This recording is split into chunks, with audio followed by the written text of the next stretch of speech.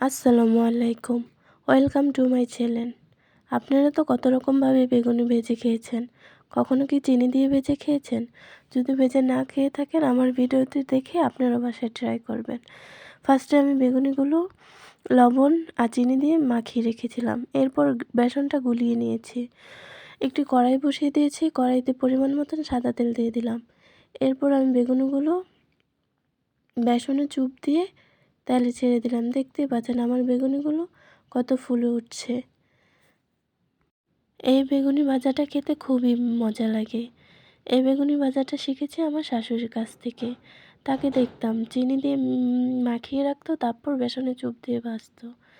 আমি তো অনায়াসে 6-7টা এমনিতেই খেয়ে ফেলি।